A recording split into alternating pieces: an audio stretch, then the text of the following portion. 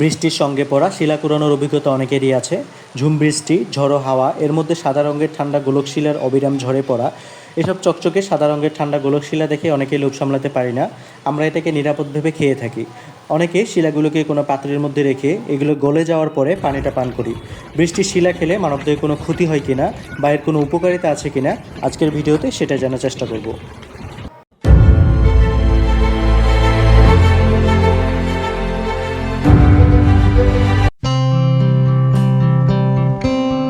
প্রতি বছর দেশের বিভিন্ন স্থানে একাধিকবার শিলাবৃষ্টি হয়ে থাকে। শিলাবৃষ্টি হওয়ার প্রধান কারণ হলো ভূপৃষ্ঠের তীব্র তাপমাত্রা। তীব্র তাপের কারণে ভূপৃষ্ঠের জলীয় বাষ্প উপরের দিকে উঠতে থাকে। এই জলীয় বাষ্প অনেক উঁচুতে গিয়ে ঠান্ডা আবহাওয়ায় ছোট ছোট বরফে পরিণত হয়। আশেপাশে বৃষ্টির ফোঁটা ও অন্য বরফ টুকরা মিলে বরফখণ্ডগুলো বড় ও ভারী হতে থাকে। এভাবে একসময় যখন বরফ বা শিলাখণ্ডের ওজন বেড়ে যায় তখন এটি বৃষ্টির সঙ্গে নিচের দিকে পড়তে শুরু করে। এভাবে ভূপৃষ্ঠের বৃষ্টির সঙ্গে শিলা বা বরফখণ্ডগুলো নেমে আসে, আর এ কারণেই মূলত শিলাবৃষ্টি হয়ে থাকে। যখন শিলাবৃষ্টি শুরু হয় তখন সেটিকে আইস নিউক্লিয়েশন বলা হয়। এই আইস নিউক্লিয়েশনে বাতাসের বিভিন্ন পলিউশন থাকে। এই পলিউশনের কিছু কিছু সাবস্ট্যান্স আইস নিউক্লিয়ার হিসেবে কাজ করে, অর্থাৎ যে আইস গঠিত হয় তার সিড হিসেবে কাজ করে। যখন পলিউশনটা সিড হিসেবে কাজ করে তখন আইসটা চারিদিকে বৃদ্ধি পেতে থাকে। এরপর একটা আরেকটার সাথে যুক্ত হয়ে ওয়াটার কন্ডেন্স তৈরি করে। এই ওয়াটার কন্ডেন্স শিলায় রূপান্তরিত হয়।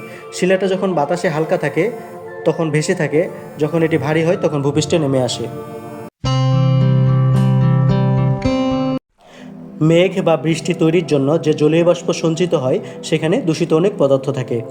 বৃষ্টির সঙ্গে পড়া এসব শিলা খাওয়া মোটেই নিরাপদ নয়, কারণ বৃষ্টির সঙ্গে পড়া শিলাতে নাইট্রেট সহ নানা ধরনের দূষিত উপাদান থাকে, যা মানবদেহের জন্য ভীষণ ক্ষতিকর। যদি এটা খায় তাহলে এর মধ্যে থাকা পলিউশন শরীরে প্রবেশ করে। যে কোনো পানি পানযোগ্য হওয়ার জন্য 40টি প্যারামিটার রয়েছে। শিলা এই 40টি প্যারামিটার ফুলফিল করতে পারে না, কারণ এর জন্মই হয় পলিউশন সিড থেকে। এসব শিলাখণ্ডের পানিতে সালফেট, নাইট্রেট, ক্লোরাইড সহ বিভিন্ন দ্রব্য রয়েছে। এসব দ্রব্যের উপস্থিতি সহনীয় মাত্রার চেয়ে অনেক বেশি হওয়ার কারণে মানবদেহের জন্য যথেষ্ট ক্ষতিকর। তাই শিলাবৃষ্টি দেখে যত স্মৃতিকাতর বা আনন্দিত হই না কেন, কোনোভাবেই শিলা খাওয়া যাবে না।